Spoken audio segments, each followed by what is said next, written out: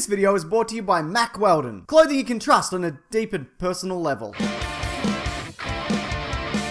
Guardians of the Galaxy Volume 2, Easter eggs and references. Let's do as many as we can. Bearing in mind, full spoilers for the movie, so if you haven't seen it, go and see it. Or don't. It doesn't matter. Live your life as you deem appropriate. Also, there'll be a loot crate giveaway at the end, so stick around for that if you can. But again, your life as you deem appropriate and so on. Okay, characters is a good category to kick things off with. Starting with one of the newer Guardians, Mantis. Now in the comics, her abilities extend beyond being able to read and manipulate the emotions of others. She's skilled in hand-to-hand combat, can astral project, control plants, and has even demonstrated pyrokinesis. Also, unlike the movie where Drax considers her hauntingly ugly, she was named 99th in the Comics Buyer's Guide 100 Sexiest Women in Comics, narrowly beating out number 100, Harlequin. Not Harley Quinn, she was number 16, but Harlequin, real name Molly Mayne, wife of the first Green Lantern, Alan Scott. So that's something, I guess. In the comics, Peter Quill's father is actually Jason of Spartax, Emperor of the Spartoi Empire, but I want to get into ego and all that a bit later on. It's a bit involved. Howard the Duck appears in that scene that's set in a space brothel. Yes, somehow James Gunn just casually slipped robot prostitutes into a Disney movie. You know, no big deal. Taserface is also significantly different from the original version. I'm sorry. Your name is Taserface? Who, as far as I can tell, also can't shoot tasers from his face, but does deal in tasers and absorbing energy, and he's a cyborg. Peter Quill's grandfather is also briefly seen on Earth, with him very nearly being absorbed by Ego's big old flower bomb idea that he was all about. As a little nod towards the upcoming Thor Ragnarok, Jeff Goldblum's The Grandmaster is seen dancing in the credits. Traditionally, he is the brother of the Collector, and that still might be the case here, as they both have the best haircuts. Cosmo the Space Dog also reappears, who, if you remember, escaped the Collector's chambers in the last film. What was a bit of a surprise, though, was that this film saw the original Guardians of the Galaxy members appear, and they're actually the future team lineup from the year 3000 in the comics. That team consists of Starhawk, played by Sylvester Stallone, plus Martinex, Charlie 27, Alita O'Gorg, Mainframe, and Kruger. It should also be noted that Yondu was an original team member. I thought that should be noted additionally, so I noted it. The reappearance of Peter Quill's mother isn't any kind of Easter egg or reference or 10 things missed. You know, she appears in the first film, you saw it. But I thought that seeing as we're doing things that should be noted, Laura Haddock, who plays her, also appeared in the first Avenger. Is this person any relation to Peter Quill's mother? Well, look, that's so irrelevant, it's not even worth bringing up. What's wrong with you? Stan Lee's appearance is also a massive Easter egg, but I'll save that for when I'm talking about all the post-credit stuff later on. I hope you like locations, and if you do, boy, you are in for a real treat, because Got 2 has more locations than you can shake a bone at that was found in a cave filled with dead children, spawned from a man bearing an eerie resemblance to Kurt Russell. The multiverse that was explored somewhat in Doctor Strange is also hinted at. The obelisk that the team fight at the beginning is from a different dimension. That dimension is not named specifically, but I'm sure someone could take a stab at where that is that isn't me. It's also said that the team has bounties on their heads in dozens of Kree provinces, which makes sense considering Ronan, the villain from the last movie, was a Kree. The Kree aren't all bad, though a lot are, including this one from Agents of S.H.I.E.L.D., who looks equal mix Bane and Trapjaw from Masters of the Universe. Nice arm, idiot! Bet that comes in real handy at the looking like a big idiot competition. The planet the Guardians ship the Milano crashes on towards the beginning of the film is called Berhert, which first appeared in the Incredible Hulk number 111 from 1969. The snow planet that's rife with robot prostitutes is called Contraxia and is also from the comics. We also get a very brief look at Xander, which played a huge role in the last movie. As far as the comics go, there's more references than a thing that has a lot of references or whatever, you get it. This isn't really any kind of Easter egg, but I thought it was interesting that James Gunn confirmed that Drax isn't green like he is in the comics, but grey, despite sometimes looking a different colour under certain lights. This was probably because Gamora is green, and he's probably going to eventually meet up with the Hulk, and that's too many green guys, frankly. And you know what? I'm sick of this green agenda that the left-wing Hollywood bigwigs keep trying to force down our throats. How am I supposed to relate to someone who's green when I'm not green myself? And look, I wouldn't call myself anti-green. In fact, I grew up in a fairly green neighbourhood. So how could I be? I'm just saying that there's too many greens on my screen for my liking.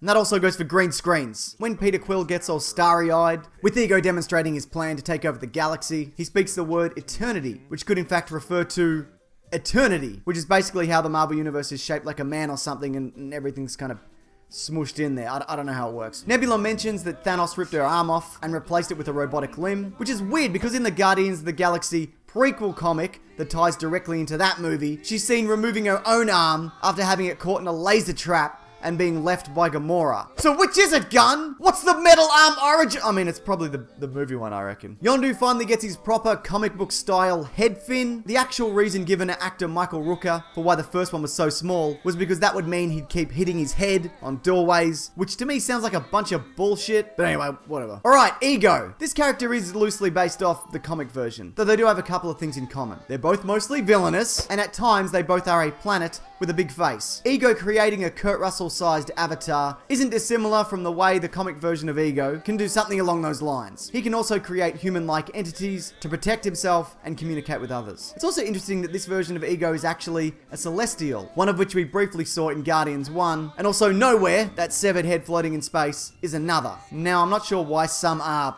person-shaped, and then Ego is planet-shaped. It's possible that they're just able to take the form of whatever they feel like adopting. I mean, as Ego mentioned, he started as a floating brain, and then gradually crafted an entire planet around him, which is pretty cool, I guess, if you're into that sort of thing. When Rocket, Groot, and Yondu are making the 700 or so jumps to Ego, in one of the locations, we see two Kronans fighting. We previously saw that race in Thor, the second Thor, and Taika Waititi is actually playing the most well-known Kronan, Korg, in Ragnarok. Alright, now I know some of you don't like ads in the middle of a YouTube video, and stopping the flow of something just to be advertised to just fills you with like a whole lot of anger in your heart. So just know that I've taken all of these thoughts into consideration and just disregarded them. Because, you know, I have to make a living, and YouTube has the stability of one of those wavy-armed inflatable clowns. Mack Weldon are a clothing company that have sweet-looking hoodies, underwear, undershirts, t-shirts, polos, socks, sweats, which are all famously antimicrobial, which basically means you can wear them all day and they smell great and crisp and fun. They also fit really well, slimming,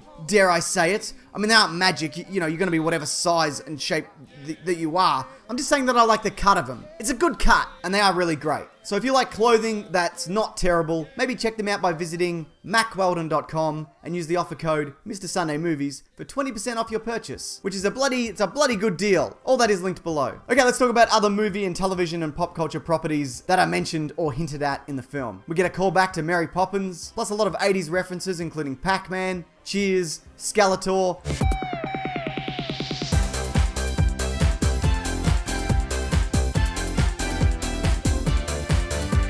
Heather Locklear, and Knight Rider. David Hasselhoff also appears in the film and even has himself a song on the soundtrack. We see a Mattel classic football game that's been converted into some kind of interdimensional monster tracker, which by all accounts is about as entertaining a device as what it was originally conceived for. Man, can you imagine if this is what video gaming still was? I mean, look at this. Oh god, you just have to actually go outside or something. This is total shit. Also, the Sovereign Fleet's attack feels very reminiscent of the arcade game Galaga, and we've seen references to Galaga pop up a few times in Marvel films before. That man is playing Galaga.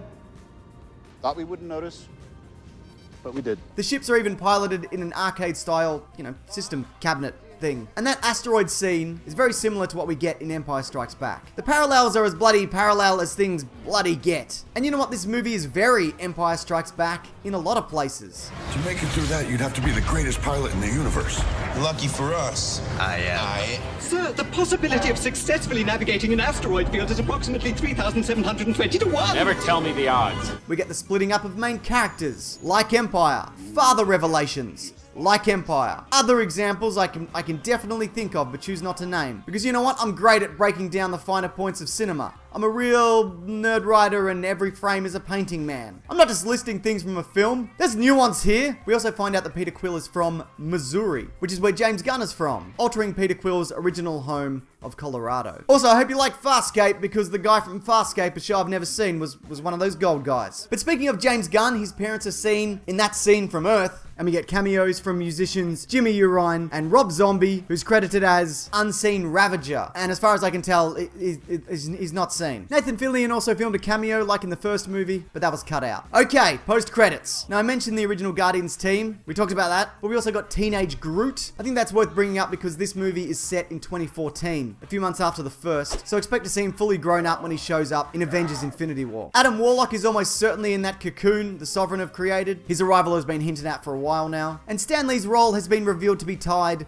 to the Watchers. He's actually credited as Watcher Informant, meaning that every role he's played in all these Marvel movies is the same character. And his job appears to be to convey that information back to the Watchers, whose job it is simply to watch always watching. Never helping, never speaking, just simply observing. You can't hide from their gaze. Not from an alien double the size of a man with the proportions of a baby. Okay, loot crate giveaway. Here's the winner of last week's box. I hope if you are that person that you like loot crates, and if you do, simply private message me these details, and it's all yours. That's if you're the winner. Don't message me that if you're not. I don't need to know where you live. And if you want to win next week's box, simply leave any comment below. Perhaps on any of the Easter eggs and references that I've missed. These things are always, being slowly revealed over time. There's still one actually undiscovered from the first film, and James Gunn has stated that there is an undiscoverable Easter egg from Volume 2. So there you bloody go. Also, I have a podcast called The Weekly Planet. It's out every Monday and we always talk movies and comics and TV shows. And this Monday we're getting stuck right into this movie. Right into Got Give It 2. Like a review of sorts, but done by two people with zero professional experience or real insight. Come along if you want, that's linked below. But thanks for watching this though. I appreciate it.